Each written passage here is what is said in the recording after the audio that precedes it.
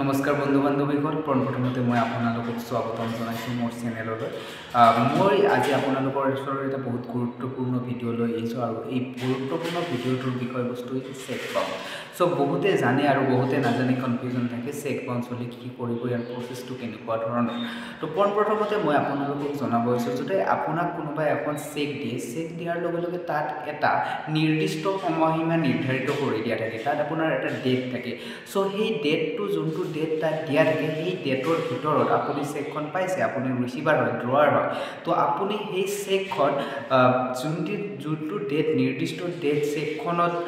mention কৰা আছে সেই ডেটটোৰ পৰা উইদিন 6 মান্থ আপুনি কি কৰিব লাগিব চেকখন বেংকত জমা কৰিব লাগিব টকাটো উইথড্ৰ কৰিবৰ কাৰণে আৰু যদি উইদিন 6 মান্থ আপুনি চেকৰ পৰা টকাটো উইথড্ৰ নকৰে তেতিয়াহ'লে আপোনাৰ চেকটো কি হৈ যাব চেকৰ পৰা ৰিজেক্ট দেখাব কাৰণ আপুনি উইদিন 6 মান্থৰ যোনটো আপোনাৰ এসেনশিয়াল কণ্ডিশ্যন হয় চেকৰ মানে উইথড্ৰ কৰা সেইটো আপুনি ফুলফিল কৰিব পৰা নাই তাৰ কাৰণে আপোনাৰ চেকখন ৰিজেক্ট হৈ যাব আৰু আপুনি টকাটো উইথড্ৰ কৰিব নোৱাৰিব তো প্ৰথমতে আপোনাৰ দায়িত্ব হৈছে আপোনাক যোনে চেক দিছে সেই চেক দিয়া মানুহজনৰ পৰা আপোনাৰ যোনটো ডেট দিছে সেই ডেটৰ পৰা উইদিন 6 মান্থ আপুনি চেকখন বেংকত জমা কৰিব লাগিব বেংক কৰ্তৃপক্ষৰ ওচৰত আৰু বেংক কৰ্তৃপক্ষৰ পৰা আপুনি সেই টকাটো উইথড্ৰ কৰিব পাৰিব সো এটা সেকেন্ড কন্ডিশন মোস্ট ইম্পৰ্টেন্ট কন্ডিশনটো হৈছে সাপোজ আপোনাক চেকখন কোনোবা দিছে তো চেকখন আপুনি বেংকত জমা কৰিছে জমা কৰাৰ লগে লগে আপুনি দেখিলে কেইদিনমান পিছত আপোনাৰ মোবাইলত এটা মেছেজ আহিছে your cheque is rejected due to the insufficient balance of the pay suppose কোনোবাই আপোনাক চেকখন দিছে আপোনাৰ চেকখন ডিসঅনাৰ হোৱা বুলি কয় এইটো লৰ ভাষাত তো আপোনাৰ চেকখন ডিসঅনাৰ হৈছে কিয় ডিসঅনাৰ হৈছে যিজন মানুহে আপোনাক চেকখন দিছিলে তেওঁৰ একাউণ্টত সেইখিনি পৰ্যাপ্ত পৰিমাণৰ টকা নাই যাৰ কাৰণে আপোনাৰ চেকখন ৰিজেক্ট হৈছে তো আপোনাৰ মেছেজ আহিছে এতিয়া আপোনাৰ কাম কি হ'ব প্ৰথমতে আপোনাৰ যেতিয়া এই মেছেজটো আপুনি ৰিচিভ কৰিব তেতিয়া আপুনি কি কৰিব যোনটো বেংকত আপুনি চেকখন জমা দিছে সেই বেংকখনত যাব আৰু যাই কেনে যোন মানে কৰ্তৃপক্ষ আছে বেংক কৰ্তৃপক্ষৰ পৰা আপুনি এখন মেমো ল'ব আপোনাৰ সিগনেচাৰ ল'ব আৰু তাত আপোনাৰ মেমোখনত লিখা থাকিব হোৱাট ইজ দ্য ৰিজন আপোনাৰ চেকখন বাউন্স হোৱা তো সেইটো ৰিজনটো আপোনাৰ মেমো এইটো এটা এভিডেন্স হয় এইটো আপোনাৰ ওচৰত আহিব এতিয়া আপোনাৰ দায়িত্ব হৈছে যেতিয়া আপুনি সেই মেমোখন পাব তাৰ ডেটৰ পৰা উইদিন 30 ডেজৰ ভিতৰত আপুনি কি কৰিব লাগিব পেইজনক যিজনে আপোনাক চেক দিছিলে তেওঁক এখন লিগেল আপুনি নোটিছ পঠাব লাগিব তো লিগেল নোটিছ পঠাব লাগিব আপুনি উইদিন 30 ডেজ তো উইদিন 30 ডেজ লিগেল নোটিছ পঠোৱাৰ পিছত যিজনে আপোনাক পেইজনে যিজনে আপোনাক চেকখন দিছিলে তাৰ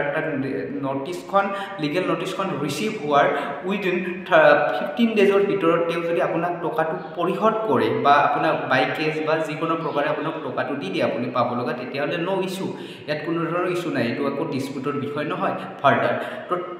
সাপোজ মানুহজনক আপুনি লিগেল নোটিছ পঠাইছে আৰু তেওঁ উইদিন 15 ডেজৰ ভিতৰত আপোনাক সাপোজ টকাটো পৰিশোধ কৰা নাই তেতিয়া আপোনাৰ হাতত আৰু এটা অপচন আছে সেইটো হৈছে আপুনি কি কৰিব পাৰিব তেওঁৰ ওপৰত এটা কেছ ফাইল কৰিব পাৰিব ঠিক আছে আপুনি এটা কেছ ফাইল কৰিব পাৰিব উইথ এইটো এখন আপোনাৰ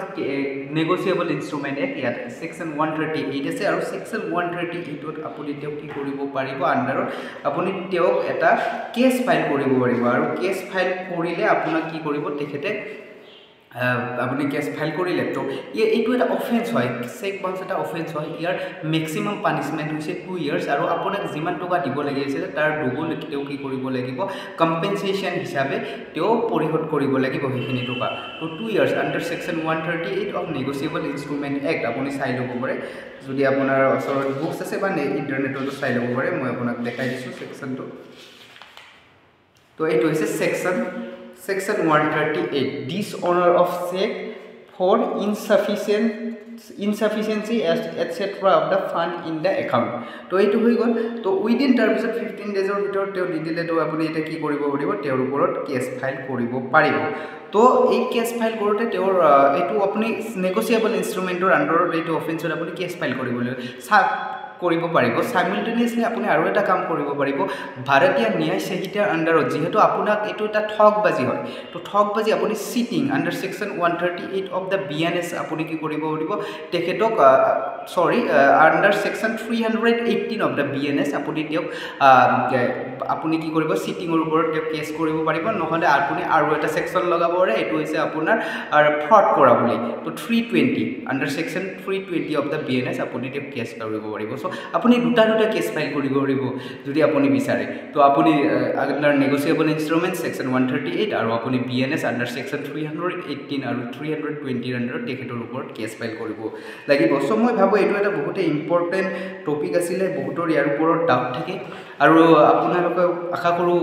ভিডিঅ'টো চাই উপকৃত হ'ব চাইকেলটো মনত ৰাখিব আপোনাক চেক কোনোবা দিছে উইদিন 6 মান্থ আপুনি চেকখন বেংকত জমা কৰিব লাগিব আৰু যদি চেকখনৰ টকাটো উইথড্ৰ কৰিব পৰা নাই যে ৰিজেক্ট হৈছে তেনেহ'লে উইদিন 30 ডেজ আপুনি এটা লিগেল ন'টিচ পঠাব লাগিব সেই মানুহজনক আৰু যদি লিগেল ন'টিচ পঠোৱা ৰিচিভ হোৱাৰ পিছত মানুহজনে উইদিন 15 ডেজৰ ভিতৰত আপোনাক টকাটো পৰিশোধ নকৰে then you can go' for file a case against that person so' এইখিনি কৈ মই মোৰ ভিডিঅ'টো সামৰণি মাৰিছোঁ ধন্যবাদ